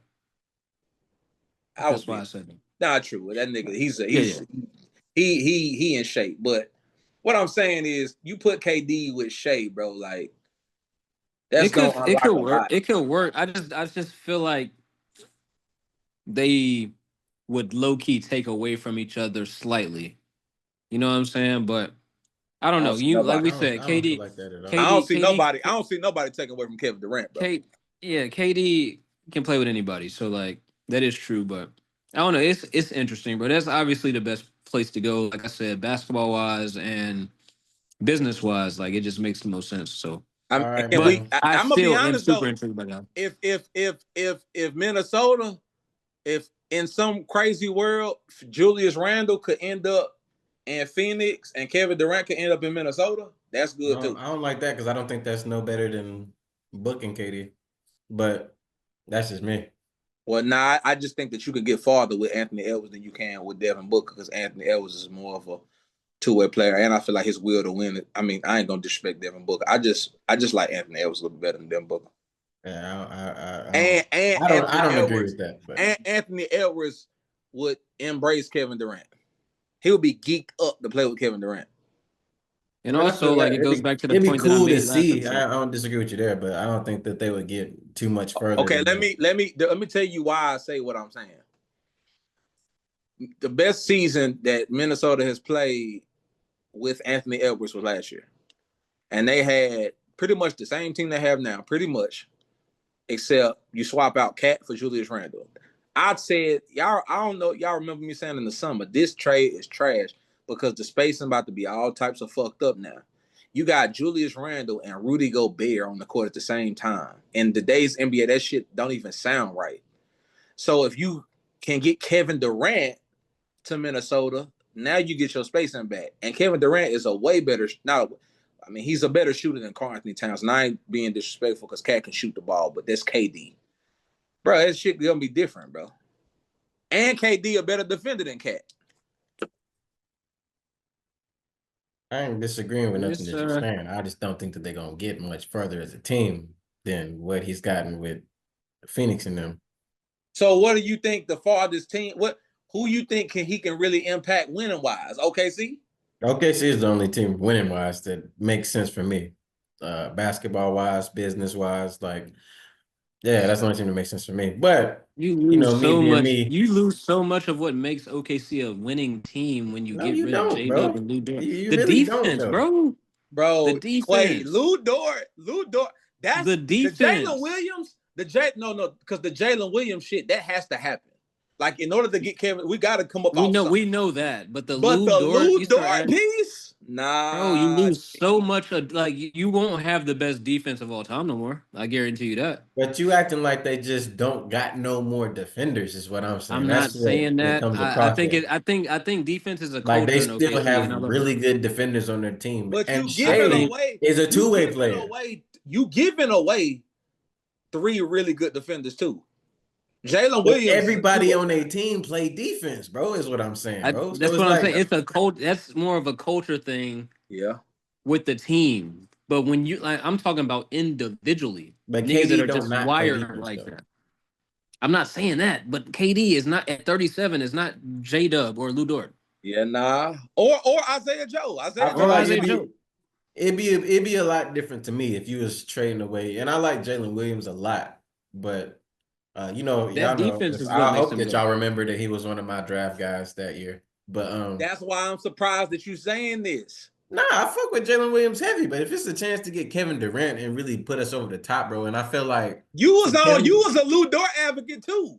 I was a Lou Dort nigga too. Yeah, I know. A bit. I was a very big Lou Dort nigga. I was surprised that he went as low as did he? He went undrafted, didn't he? Yeah, he went undrafted. Yeah, him and Nas Reed are two cases where I still can't believe. Like that has to be some behind the scenes shit. Quay was the one that put me on Lou Dort because Lou Dort was getting buckets at Arizona State. I didn't know who bro was. Yeah, that's why I was like, I was actually kind of surprised. Like, I'm not saying he didn't defend at Arizona State. Yeah, but I was surprised when he was young in the league, in the bubble and stuff, and like his reputation, it was like so bad offensively. It's just only a defensive player because I was like, bro, looked like he was the next Donovan Mitchell at Iowa State. You know what I'm saying? Like he was getting buckets. He was getting buckets. Yeah, but I don't know, man. I just don't think that that's too steep of a price to pay for KD, with KD still being the caliber player that he is. And I think that it's a really good fit for KD too, basketball-wise. So I think that it works good for both sides. I feel like Phoenix that's their best bet at getting something productive back basketball-wise is, you know what I'm saying, fucking with OKC. I don't know. But me being me, I do have to throw my hypothetical out there that I seen on the interwebs the other day. I did see a 3-team trade scenario, and obviously this will be on my algorithms. But sent KD to fucking Charlotte. KD no. Oh, I thought you were gonna say some crazy y'all shit. know me. I'm not no unrealistic nigga, bro. But a 3-team deal that sent KD to the Rockets and LaMelo to Phoenix. I like LaMelo with Devin Booker. I ain't gonna hold you. I like LaMelo in Phoenix, bro. And then, I think Charlotte, we could take back some young pieces. Like, I 100%, if we were to trade LaMelo Ball in any event, not just in this KD scenario, but in any event, the only thing that I want to return is some type of combination of the Rockets young players, including Reed Shepherd for sure. But like, you know what I'm saying? We could take back like Reed Shepherd, Cam Whitmore. Yeah, that's what I'm saying. We could get like 3 players between the pick of like Reed Shepherd, Jabari Smith, Cam Whitmore, Ryan Dunn, maybe get him from Phoenix. And like we could still keep a solid young core team. And I wouldn't be too upset at it, even though me, I rock with LaMelo. Phoenix better not come about Ryan Dunn. Ryan Dunn, I ain't coming about Ryan Dunn. That shit over with. But that LaMelo to Phoenix piece is very interesting. I like LaMelo with Devin Booker a lot. I don't know what the fuck they gonna do with Bradley Beal. He got no trade clause. I don't know. I don't know, bro. Brad Beal might need to go back to Washington. Hey, I'm not mad at that. Send him back to DC. What are we talking about? Yeah. Brad Beal is my alternative case for the De'Aaron Fox conversation we was having a couple pods ago. You know what I'm saying? Like, yeah, for some people it goes well. They go find a new home and everything is all good. But in a lot of cases, bro, you end up being Brad Beal, bro, and you just end up being the odd man out, and it just be weird.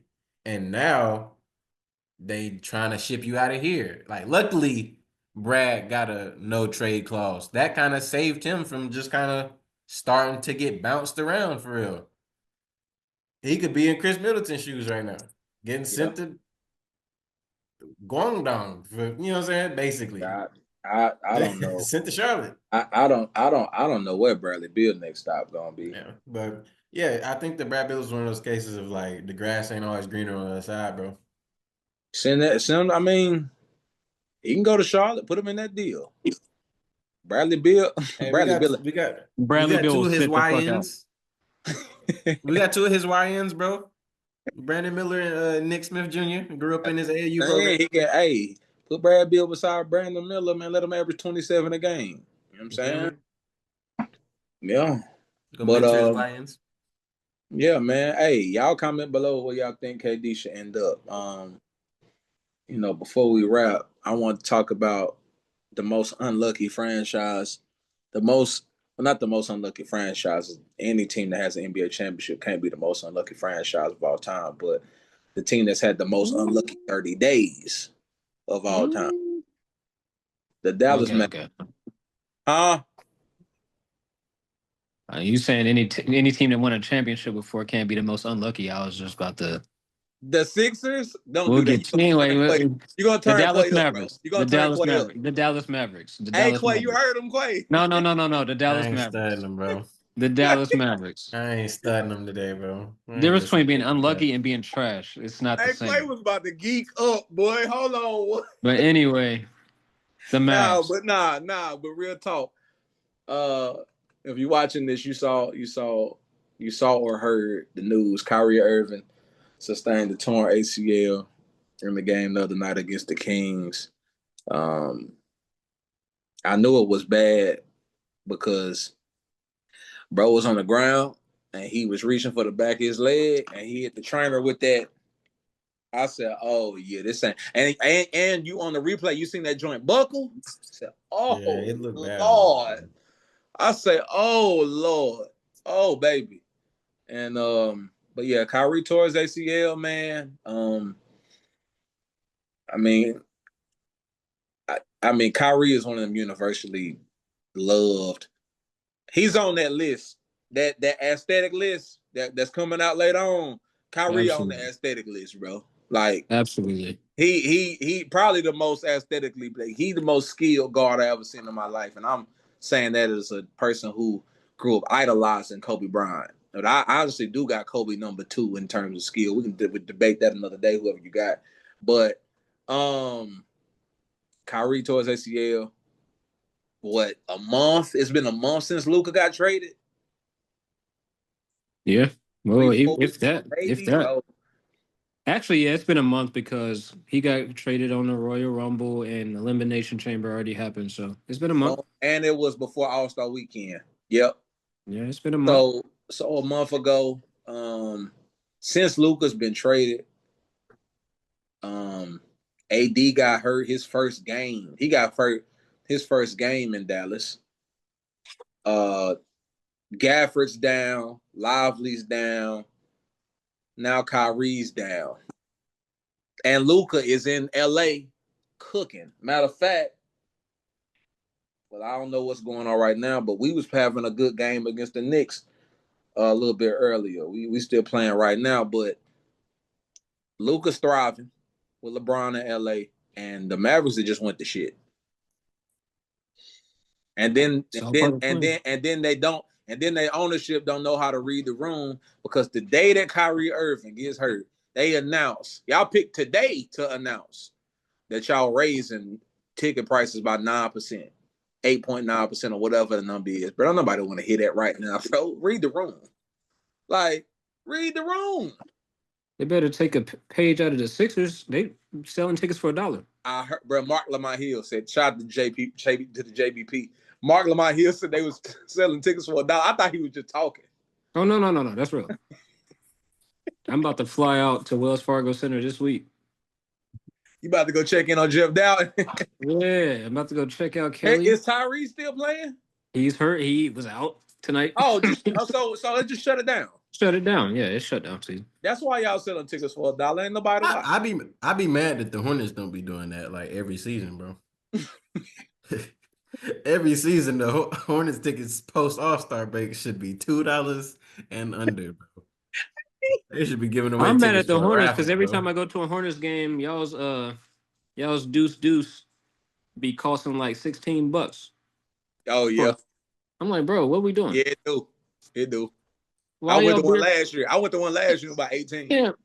Why y'all 22 ounce cost $16? Like, stop. What are we doing, bro?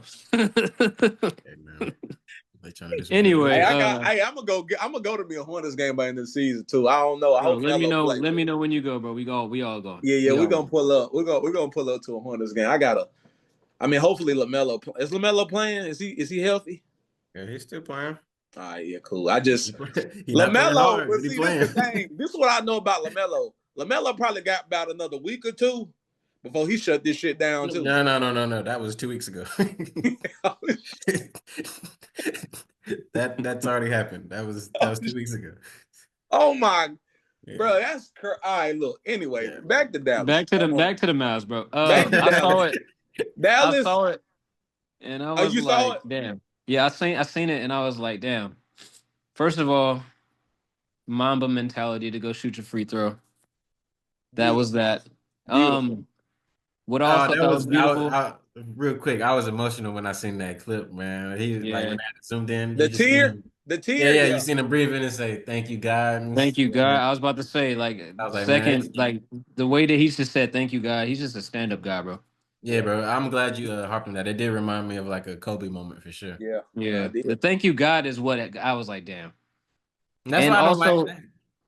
Like the impact of like the ACL on his game is concerning for me. Like I know people come back from ACLs, but for him particularly, his impact, he's herky jerky, he's changing direction, he's left and right. So it's going to be interesting to see how he comes back and how his game is affected because he is him when it comes to that. You know what I'm saying? He needs that change of direction. If I'm Kyrie, I'm motherfuckers. I mean, I know people can come back from ACLs in 6 months now. It's wild. Like technology has made that to where it went from being like a career-ending injury in the 90s to now dudes come back from ACLs in 6 months. If I'm Kyrie Irving with my play style, I'm sitting the full 12 out. Yeah, for sure. I'm not coming back. I'm not coming back until either right before All-Star break or right after All-Star break next year. On God. Yeah, you got to chill. Because he would have to. I mean, I know he's skilled enough to do it, but he would have to literally retool his game.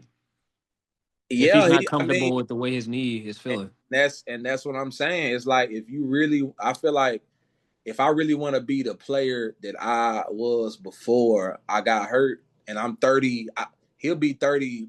That nigga, he gonna be 34 next year. He about to turn 33 now. If he ain't turned 33 already, but nah, I'm waiting. I'm waiting a whole year, bro. Rehab. I'm gonna do my surgery, and I'm rehabbing for a whole 12 months, bro. And he should be straight by then. Yeah, ain't no need to rush back anyway, because Dallas is not serious no more. So, yeah, just chill, bro. Like we praying for you. We love you. Yeah. I know you had haters and shit before, but I think everybody's starting to come back around on Kyrie. So, yeah, bro, just chill, bro. You don't need to rush back. Just relax. Yeah. I hate to be the one to be the contrarian, Lord, or the one to bring a. No, you don't, because you always do this shit. Lord have mercy, bro. What you about to say, bro? It's over. What you about to say? It's over. Nah, but what if this would be the unfortunate beginning to that Kyrie exit that everybody has always like fantasized about? To where like we've always said that like I feel like the basketball community has always said that like Kyrie's one of those guys to where like he's just gonna retire early, disappear, and we ain't never gonna, you know what I'm saying? You ain't really gonna hear from Kyrie like that, whatever. I feel like he's kind of changed that narrative a little bit over the last few years. I was just about to say that. I was just gonna say, what if that's like kind of the beginning of that exit for him? I think I'm gonna be honest with you, bro. I think the reason that Kyrie and KD got along so well is because they damn near the same person. But Kyrie is just a little bit more along the lines of he's super duper spiritually inclined. So to the outside person, it might come off as weird. But as far as this hoop shit go, Kyrie a pure hooper, bro. Like when you take all the bullshit off the court shit aside, Kyrie Irving, he loved his hoop shit. Like he loved his hoop. And I just think that his Dallas tenure has kind of got him back in good graces with everybody. don't nobody even think about that old shit in Brooklyn no more. Like if you bring that Brooklyn shit up, you goofy. Kyrie, Dallas loves him. You could tell Dallas love him. You know what I'm saying? Like he handles it well. He handled the whole Luka trade situation well. When they feel like everybody in Dallas just can't read rooms, Kyrie he knew the perfect thing to say. And if I was a Mavs fan, I'd been like, yeah, that's my guy. But I don't know. I think now 2-3 years ago, I'd have been like, if this would have happened in Brooklyn, I would have been like, yeah, bro, I can see that. But now I just feel like he gonna probably just come back and, play about it. I think Kyrie probably played about because he got an injury history. That's the other thing. Kyrie he hurt that. That's the knee that he broke his kneecap on in 2015. That left knee. So yeah, I give Kyrie another. I can see Kyrie playing another 4. I'm gonna tell you what's about to happen. They're gonna shut AD down for the year because of this. Kyrie's gonna rehab for a year. When he comes back, it's gonna be Kyrie, Clay, AD, Cooper Flag. I seen that earlier too. So you think they're gonna get the number 1 pick in the draft? We sending Cooper Flag around the globe, man. I thought Cooper Flag was going to San Antonio. We thought. You gave me the lineup. We thought. Nah, it's possible though. They can split. World tour, man. Nah, they can slide. And listen, when you lose a star, you got to replace it with a star, bro. So you saying the NBA? So the conspiracy is moving. If you lose a top 5 player in the league, you got to replace it. It's the law of equal exchange. Y'all know alchemy. It's the Adam Silver law of equal exchange. From the book of David Stern. Bro, this is alchemy, bro. To give up something, you got to get something in equal exchange, bro. Cooper Flag. Cooper Flag and Cooper Flag. He's gonna be somewhere in Texas. I don't know where. I don't know the West Side, San Antonio. It ain't gonna be Houston. It's not gonna be Houston. Nah. It could happen. It could happen. Especially if they shut everything down. They don't got a center on the roster right now. Man, if they get Cooper Flag, their defense will be incredible. Their frontline defense will be incredible, bro. Hey, man. All I got to say is take the over for Klay Thompson threes from here on out because he's gunning. Yeah, for sure. He finna gun. For sure. Comment below what you think about what Quentin said about Cooper Flag on the down. And prayers up to the Mavs fans, dog. Like, if you a Mavs fan, if you legit a Mavs fan, you watching this, I'm sorry, bro, because this is bad. Nico, how long y'all think Nico gonna have his job? How long y'all think Nico gonna have his job? It's looking nastier and nastier by the day. I told you this was a make your break your job move, bro. I got next off season. 2026. 2026. Next off season, he's out of there. It's looking real nasty. That seat. I think they'll give him next year. The worst case scenario for Mavs fans is the Lakers win the championship this year, and Dallas comes back next year and they just implode and like first round exit type shit. Because they're not gonna make the playoff. They might not even make the play in this year. Yeah, they're gonna. My thing is I think they're gonna struggle to be they're gonna be in the same range next year. So they're gonna have that like fight and that battle next year to even make it into the playoffs. Because like Kyrie gonna be out for at least the first 3-4 months, 2-3-4 months of the season. And that's why you can't do stupid shit.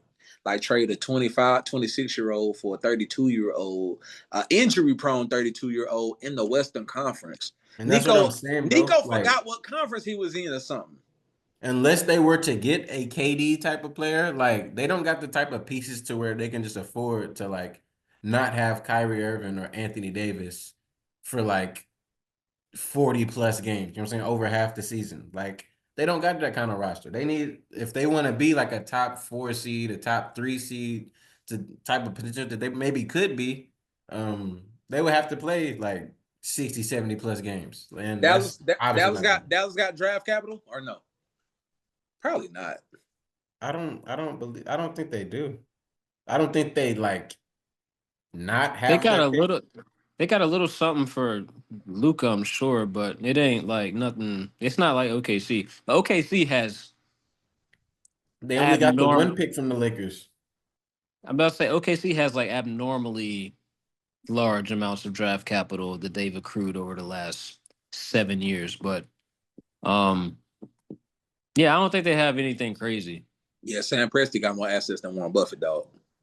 Yeah. He got hella assets. Well, this is my thing. I asked that because I'm just trying to think through a KD to Dallas.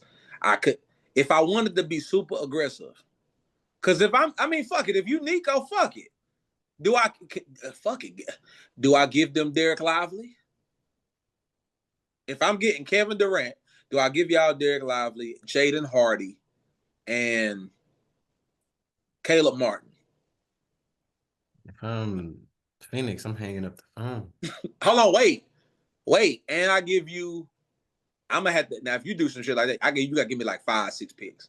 That's what I'm saying, bro. I'm gonna have to. I even need picks, and then I'm gonna need 5. I'm gonna probably need 4, 5 first rounders. And my thing with that is, if I'm Phoenix and I'm like Devin Booker, because I feel like you should still be invested in Devin Booker, because you know me, I'm team homegrown players, stars. He's not going nowhere. Devin Booker ain't going nowhere. But my thing is, if you're Devin Booker and Phoenix pulls off that trade, I'm on the phone like, what we doing? You know what I'm saying? Like, we got the Martin twins as my running mates. You know, like what we doing over here? See, but also, if you're Devin Booker, you need to be on the phone and asking your trainer, what the fuck fits next to me that is successful.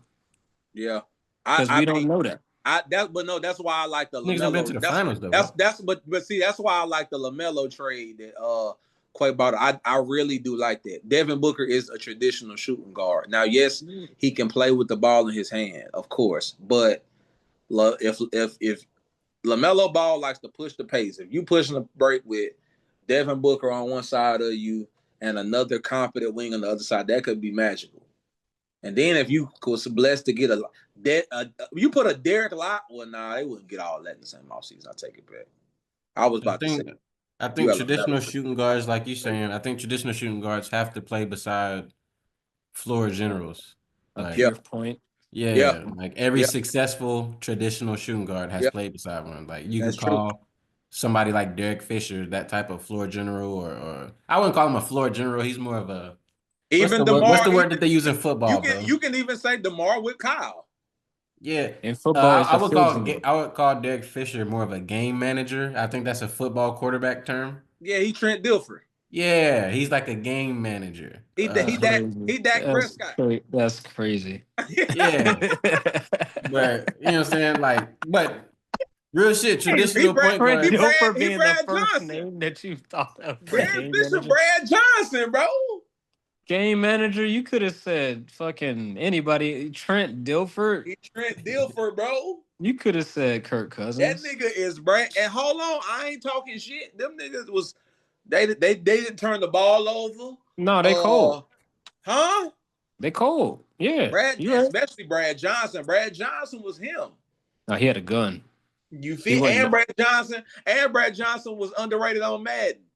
Nah, he wasn't no game manager. He was Brett Favre for real. Nah, you think about younger Brad Johnson. By the time he got Tampa Bay, bro, I'm talking about who was Brad Johnson the quarter? Hold on, I know this is a basketball pod, but me and Quentin got at this moment real quick. Who was Brad Johnson the quarterback of before Tampa Bay? Was that Minnesota? No, it wasn't in Minnesota because now they had They had Dante and Randall. Yeah, they had Dante Culpepper around the time that Brad Johnson was prominent. I don't know why I wanted to say the Falcons. Nah, hey, Quentin, he did play for the Vikings for 7 years, bro. He did. Brad Johnson? Yeah. He started? He didn't. He didn't. He was Randall's backup. Yeah. He started in Washington. God, the early 2000s was full of game managers, bro. Because the Broncos had that's all the league was game Brad managers. Johnson, Derek Fisher. It could work. Yeah, because like early 2000s, all the point guards were game managers. You had hold on. Except for J Kidd, except for Steve Nash, Stephon Marbury. I don't know, Quinn. You might take that back. Steve Francis, Baron Davis. Hold on, bro. We got 5. There's 30 teams. Nah, hold on, bro. It was a bunch of Troy Hudsons and them niggas was coming off the bench though, bro. Hold on, my boy. Yeah, what was my boy name? It was a bunch of Indiana. It was a bunch of TJ Ford. TJ Ford, yeah. Eric Snows. Yeah. Eric, yeah. AJ, we might be on to something, bro. Yeah. I'm sorry, bro. Who was Michael Redd's point guard, bro? Shit, Luke Ridnour. Yeah, Luke Ridnour. Wasn't TJ Ford there before Luke? Was he? Nah, TJ Ford. Hold on. Yeah, he was. I don't really remember him in Indiana. No. Yeah, TJ Ford was a buck. Ford got drafted by Milwaukee. That's right. Yeah, I mostly remember him in Indiana, but that's right. That's right. Let me think of the point guards. Bibby, Fisher. Yeah. Long story short, I think the traditional point guards need to play beside that. You know what I'm saying? Not traditional shooting guards. So they needed what they needed last year. What they should have did last year. So they needed what they should have done last year. The move they should have pulled last year. They should have got TJ McConnell over there. But that'd be a good fit for a shooting guard like Devin Booker. That's what I'm saying. When they had the chance to get TJ, that'd be a really good fit for Devin Booker. That would have been the perfect fit because he plays defense too. So like TJ, Bill, Book, KD, I think that could have worked. But they didn't pull that trigger. I just don't think that. I think that by the time training camp start, KD and Brad ain't gonna be there. I think Brad Beal, I feel like I'm just looking at play. I look at players' body language and I combine that with what's being said in the media. Brad Beal ain't trying to be in Phoenix after this season, bro. Brad Beal's not leaving that money. Now he gonna play and get his bread. But That's what I'm saying. He's gonna do that. I think he checked out of that shit, bro. I think he's checked out of winning, period. Damn. I've never really thought of him thinking about winning for real. He's never been that guy to me. You probably thought about it. You can't say that. You can't. In Washington, they was good, bro. No, they weren't. When him and John were healthy, Washington was good, Quentin. Okay, with John. Yes. That's what I'm saying. After John left, it was Brandon's never been the A-Mike. And they won. Never. That was never gonna be. That's what I'm saying. Like whenever John left, Russ got to the playoffs though, and he was averaging 30.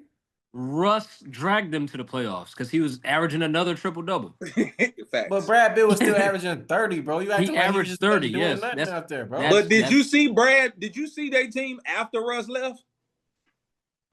He was still out there gunning. Was ass. He was still gunning, bro. but no, listen. I'm just like I ain't saying that like he was just going out there trying to win a championship with their team. But I'm just saying like y'all acting like I've never caught like, bro, if this is your team now, this is your team now. I've never caught Mike vibes from Brad Bill, bro. He just be gunning. Which is cool. Ray Allen couldn't get it done as the A-Mike. It's cool. Ray Allen was not an A-Mike either. And Ray Allen also was not as talented of a scorer as Brad Bill. Hold on. Ray Allen made it to the conference finals as an A-Mike. In Seattle? No, in Milwaukee. Oh, what? Y'all cleaned them up. The East was super. Nothing counts in the East in the early 2000s. And Quentin, to be honest with you, it's people online right now that believe that the Bucks got shitted and they should have beat y'all in Game 7 of the 2001 Eastern Conference Finals. And there's people right now that I gotta go back and look at that because that might be factual. There's a lot of people right now that say the Kings should have got y'all the fuck up out of here too. But that's true. History. And y'all clearly cheated. Y'all clearly cheated. Shout out Tim Donahue, my boy. Is he still in jail or not? Shout out Timmy D, bro. He's still in jail or not? He a free man. Tim D, I think I don't know. Hey, I think they beat y'all that playoffs too, Quay. What are you talking about? Didn't y'all make the playoffs in 2001? Didn't the Hornets make it? Didn't y'all lose to the Bucks that year? Quay would not know. Quay was like 4 years old. That's before my keeping up with the Hornets time, bro. I think that was the height. I think that was the height of the Baron Davis. I think that was the height of the Baron Davis, Jason Kidd. No. That was the next year when they went to the second round. When they clashed heads and J. Kidd bled out in the court. Yeah, J. Kidd. Yeah. Because we was at my grandma's house watching that game, my mama's house. We was watching that game, and I about cried because I thought Jason Kidd died. Wait, he bled out. Wait, why you thought he died? Bro, he was bleeding so bad when him and Baron Davis bumped heads, bro. Sorry. Time out. It was 2001. The Hornets were up. The Hornets were up 3-2 against the Bucks, and they choked the lead in 7 games. So if the Hornets would have won, they would have played the Sixers in the Eastern Conference Finals. And got swept. This is why I don't take the East seriously in the early 2000s, bro. Everybody was bad. No, there was no good teams in the East. Hold on, my nigga.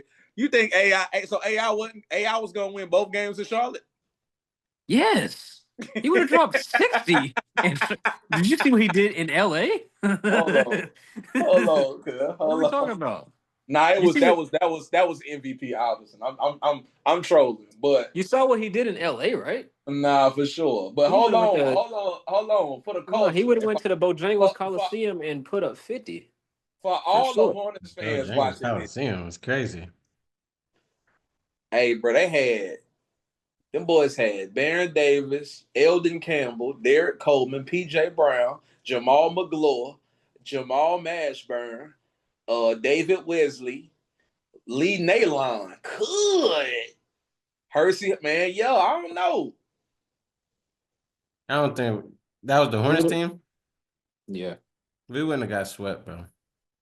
They would have got a game. 4-1.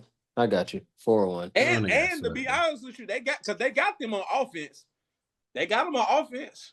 It's just that Sixers defense that was crazy. We would have put goddamn Aaron McKee on Baron Davis, and it would have been lights out. Damn. Had Mutombo protecting the rim. Yeah, nah. Y'all was gonna put my boy on now y'all Aaron McKee probably was gonna guard Jamal. Hold on. 0-1. Derek Coleman played for Charlotte. But Jamal Mashburn was the best player. So Derek Coleman was in Charlotte? Yeah, he was starting power forward. Because he must have came to Philly the very next year. No, he came. Yeah, he did. He did. Yeah. That nigga was averaging well, I don't know. Nah, that year he wasn't no good, bro. He only played, I don't even know if he played in the playoffs. He only played 34 games the whole season. But yeah. AI would average 45 in the playoffs, man. Good God Almighty. I can't argue. But hey man, y'all shit, I forgot what we were talking about. Y'all comment below about what you think about Dallas's misfortunes. Mavs fans, we got y'all in my prayers because this shit has been crazy these last 30 days. Couple quick hitters before we leave. My boy Bron, 50,000 points total, regular season and playoffs, fellas. What y'all think? That is absolutely insane. First player to ever do it. Crazy. That's a shitload of points, bro. That's wild. That's a shitload of points, bro. And he might be able to do 55. Lucas said he might do 70. He's not going to do 70. He's not going to do 70. 60 is not far-fetched. 55 is a definite. 60 is not out of the realm of possibility, but 70, nah, that's crazy. Bron said that this record that Bron said, and it took 40 years to break Kareem's record. For somebody to touch Kareem's record. This shit we're not going to see this record touched. We need to enjoy the moment now because this record is going to be the record, and as far as points go, our whole lives. Like, we can live till we 100 years old. Bron's still going to have a scoring record. It's over with. What LeBron average for his career? 27? 27. That nigga's, it's like a thing. His shit is 27, 7, and 7. But I don't think he's ever. He's like never had those numbers or something like that. Yeah, but he's never actually averaged those numbers. But that's been his career average for the longest. So 27 a game over 22, 23 years.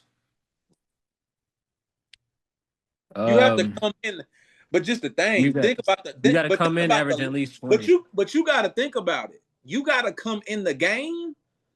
First of all, he came in at 18, now you can be 19. LeBron's first year, he averaged 20. So your first year at 19, you got to be averaging like 22, 23. If anybody's going to do it, you got to average 27. Never mind. I'm not going to say that because he's not going to have the longevity. Bro. I was going to say Wemby, but Wemby's not going to have the longevity. You know who's a sneaky candidate? And I'm surprised you ain't said him, AJ, since you love him so much. Hold on, let me think before you say it. Hold on, let me think. Hold on. It better not be Stephon Castle. Man, shout out Steph Castle. Who, Quay? Anthony Edwards. Nah. I was about to say him. I was thinking. He came in averaging like 21. He's been healthy over his career. He ain't missed no time yet. He averaged like 18. He's steadily averaging more points per game. He just got to do it for a long period of time. You know what I'm saying? But you can't predict nobody playing 20 plus years. You know what I'm saying? He didn't come in averaging 21. I know AE is a hard worker. I don't know if he's the worker that LeBron James is. That's the only thing. I don't know if he gonna give a fuck after Anthony Edwards win one. He's a I just don't know. That I don't know. What, Glenn? What he averaged his rookie year? It wasn't 21, was it? Like 20, 21 points a game. Thought he averaged 18 or some shit. I could be putting a little bit of gas on it. His first year, he averaged 19.3. Close enough. That's not bad. That's not far off. I don't think Anthony Edwards is going to play that long. I mean, you can't predict nobody playing 20 plus years, though, is what I'm saying. Quay, he's still way behind pace. I know, but I'm just saying, like, as far as just somebody coming out the gate, you know what I'm saying, scoring, like, the only people to talk about, like, to be on the type of pace that you're talking about is, like, LeBron, KD, Michael Jordan. You know what I'm saying? Like, but you got to be that, though. Look, check this out. Hold on real quick. But what I'm saying is, we really not gonna see another player do that for a while. I don't think. Like, you got to be really fucking good to do that in this league. I don't think in our lifetime we gonna see a sustained 22. This nigga might play 25 seasons, fam. I don't know if we're gonna see a 22 to 25 year run. AD first. Okay, this is AE's first 5 years: 19.3, 21.3, 24.6, 25.9, 27.5. Those are great. Your first 5 years, that's great. Bron's first 5 years are 20.9, 27.2, 31.4, 27.3, and 30. But that's what I'm saying to y'all, is that, like, it's not, to me, it's less about, I mean, like, obviously the longevity is the most important factor. But, like, to me, I think that, like, what we don't see is players come in the league and dominate in that way anymore. Like, it's not possible, bro. The league is too good, bro. Yeah, you don't see players come in the league. Like, Wemby is the closest thing that we've seen in year 2, and he's 7'5", the best defender in the league already. Can shoot the three from 40, like damn near 40%, and he still only averages like 25, bro.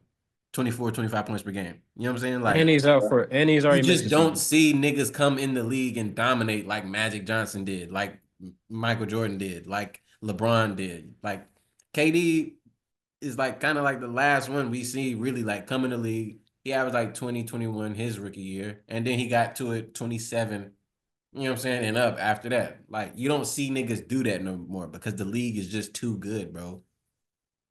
Remember when we said that KD was going to be the one to break Kareem's record? Yeah. That's crazy how it just completely turned around like that. But this the thing. My thing is, it never turned around though. It was always just more about pace because LeBron was always in front of KD, but it was just yeah. But we never even thought that LeBron would do it. We just said, "Oh, KD's going to do it." Yeah, and KD missed. You might as well say 2 full seasons. Yeah, and he still tops 8, 7. Is he? Yeah. He top 8 for sure. He got 30K. I know he got 30K, don't he? Where's Melo at? Melo number 10. Damn.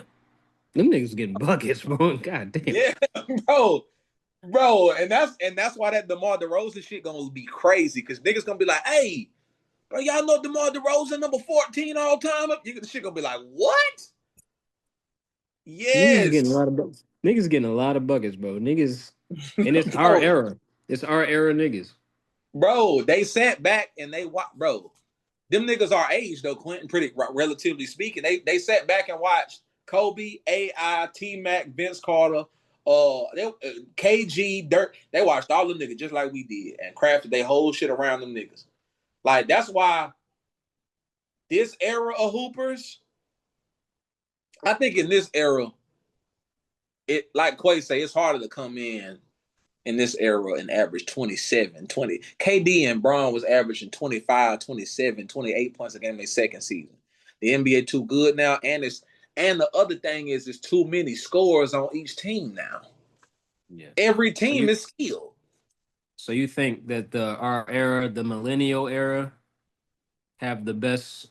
We're the last of the dying breed, first of all. Yeah.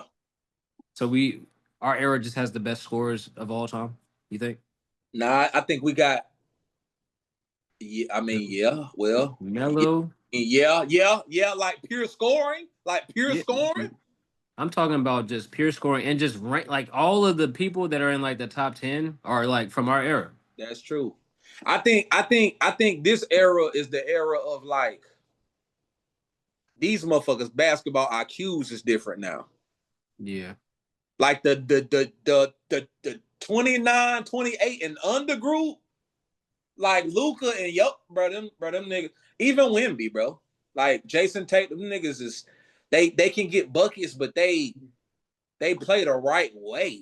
Like we grew up with dudes that was shooting over double teams. Like I'm a Kobe Bryant fan. I thought shooting the ball over double teams was cool shit. Like I tried to do that shit when I was playing. Like I thought that was the right thing to do. Like, but these Luka, Jokic, Tatum, Wemby, Kate Cunningham, bro, all these dudes know how to hoop the right way, bro. Like the IQs is crazy. They see shit before it happens. I think that's this era. I think the basketball IQ, the level is highest it's ever been now. But in our era, so Gen Z got the IQ. We got the buckets. We got all the buckets. We got the buckets, bro. T-Mac, Kobe. That's gonna be another exercise too, bro. Yeah. Who did we model our individual games after? Yeah, bro. Being from our eras and stuff like that. Yeah. But see, that's that. I think that's that. I think this, and I just thought about it now. I think that's the residue of what you grew up watching. Like our era grew up watching Mike. Niggas was trying to get 30 a game like Mike.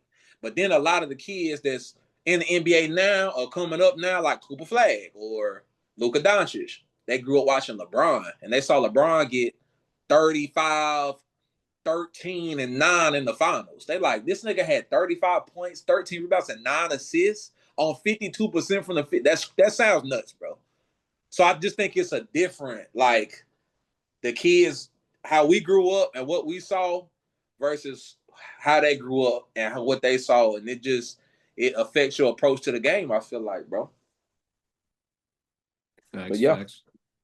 But yeah, man, shout out to Bron. I want that to be a quick hitter. I just wanted to tell Quay that and the audience that Steph Castle coming.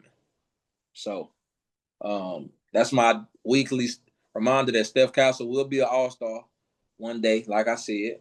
And if you've been watching Steph Castle after Wemby's injury, then you need to buy some stock and you need to buy it now because yeah, it's up. He definitely gonna be a max player for the Spurs for sure. For sure. I didn't know if you had any thoughts, Quay.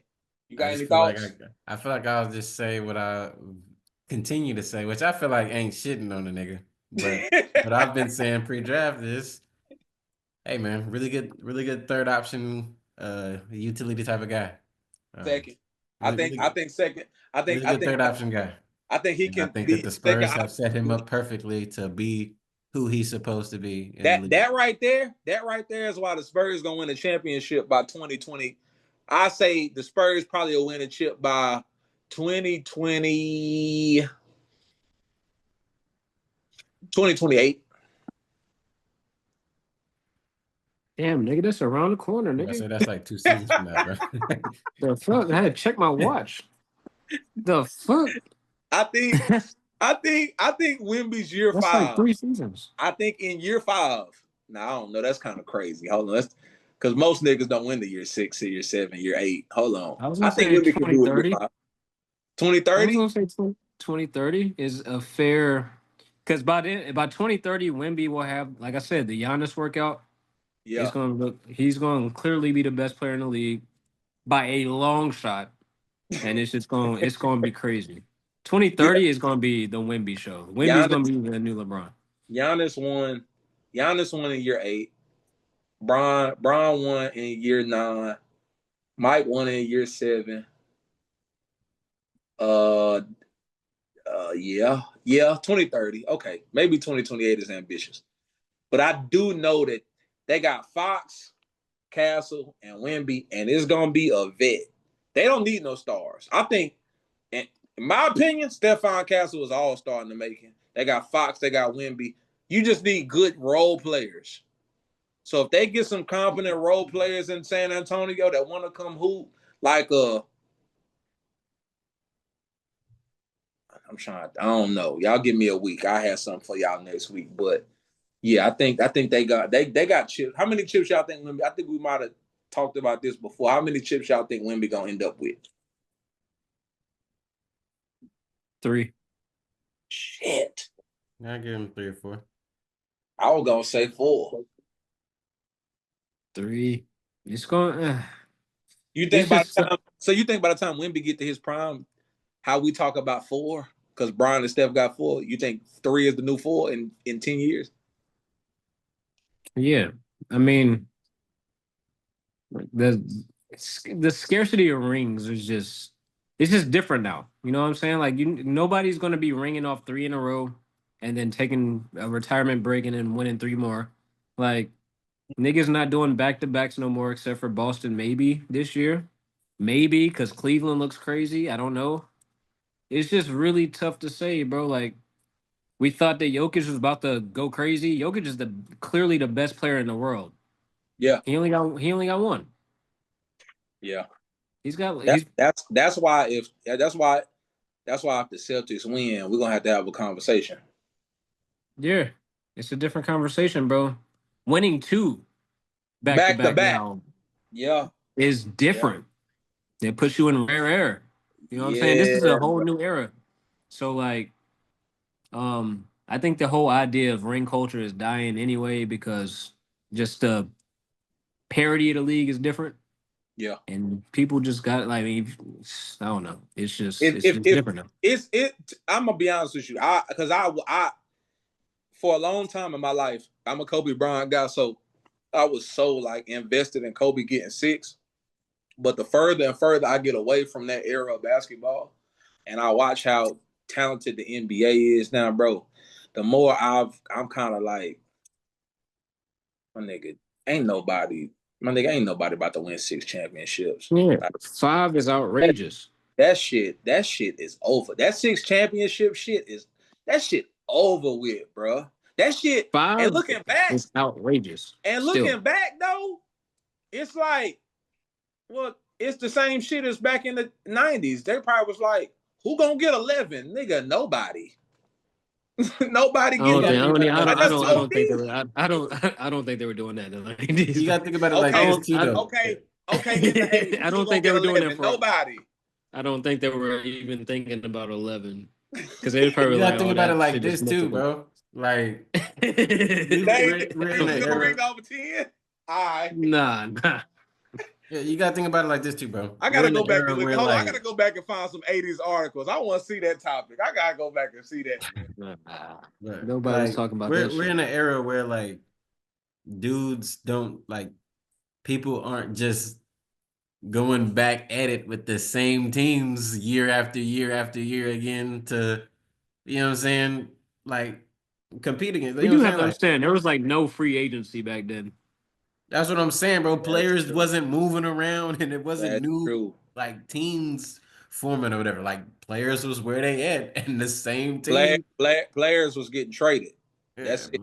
Players was getting traded and drafted. Like, yeah, you had players moving around here and there, whatever, but like it was mostly no like big moves to where it was like, oh snap, like that, and that's why like whenever Paul Pierce, Ray Allen, and Kevin Garnett teamed up before the Heatles, it was such a big deal because it was like, oh shit, like. But even that was a trade. Yeah, even that was trade. But like Ray Allen and KG was brought there via trade. They sent Al Jefferson ass to Minnesota, and then they sent I think they packed the line to the West up and Jeff Green for Ray Allen. I'm just saying, like in the general sense, though, like crazy. Before then, like hold on, Quentin, them, you ever seen them pre-KG Celtics rosters? I didn't pay attention to them niggas. Them niggas is trash. Fucking bro, them rosters was nasty. Them bro, if you look at it through the lens of modern basketball, I know they had Joe Johnson at one point. No, but that was early. That was like 01. That was like Antoine Walker and Paul Pierce days. But I'm talking about right before KG. Them niggas was rolling out Rondo, Delonte West, Paul Pierce, Al Jefferson, and Kendrick Perkins. Then they still had Jeff Green. They ain't had Jeff Green. They had Randy Foy. There was some nasty rosters, bro. Rondo started with them. I thought Rondo was a rookie the year that they came in. No, I think Delonte West started that point. I thought Rondo was a rookie the year that all them came in. I think he was coming off the bench. But they had Tony Allen. They had Wally Zerbiak at one point. It was crazy. Nasty. But yeah, I'm with y'all. I think that 4 is the new standard. If you can get 4, you are all-time great. I don't think 4 is the new standard, bro. You don't think that's new? You don't think 4? I thought we had this conversation. You don't think 4 is the new 6? 4 is, looking at it right now, 4 is outrageous to me. For the new era, bro. I think 2. If you got 2 of them, you are locked in. You're solidified. I think it got to be something to separate niggas. It's not too low because it got to be. Is the best player in the world. And he only has 1. Who? Jokic. Giannis was also the most dominant force ever. He only got 1. If they win another one, then those niggas are forever. But see, the thing about Jokic and Giannis is they just hit 30. So because it's 30's kind of old. But for stars though, no, not really. 30 is like you getting up there, fam. It's like the clock is ticking. James Harden just had 50 last night. He 35. And he ain't got a single ring. He could do whatever he want to do. I'm talking about niggas that are winning. 30 is getting up there. I'm not saying that they're like on their downhill, but 30 is like, all right, you're 30, you only got 1, and you're the best player in the world. You talk about from the scope of being the number 1 option winning? I'm talking about the scope of having 3 MVPs, having 2 MVPs. You only got 1 ring, and you're at 30. All right, now, like, what we doing? And how many dudes in the NBA got more than 1 MVP right now? Jokic, Bron, Steph, Giannis. Giannis got 2. Giannis he won back 2. To back. He won back to back. Giannis has 2. That's it, right? Does Steph have 2 or just 1? Steph got 2. He won back to back. KD got 1. KD got 1. Westbrook got 1. Harden got 1. So out of all those names, who only got 1 ring? Joel got 1. Yeah, Jokic. Yeah. And Giannis. And Giannis. Yeah. I'm saying. I'm separating those two from the of everybody that's won already. I'm separating those two from the rest because the rest are the generation before. 2026 prediction too. I didn't mean to cut you off. 2026 prediction: Luka Doncic for MVP. I just wanted to get it on record early. 2026 prediction: Luka Doncic MVP. Big market narrative. He gonna get back to averaging 30, 11, and 10. He ain't never averaged that, but he done did 39 and 9 before. So yeah, but I just want to put that on record. But yeah. Y'all comment below about championship standards. What do you guys think the ring standard is now? Is 4 the new 6? Is it 3? How many championships will Wemby get? I think he's gonna get 3. I honestly do realistically think he's gonna get 3. Yeah. But yeah, comment below. Y'all got anything else, fellas? No. All right. Well, if everybody said that piece, good pod, fellas.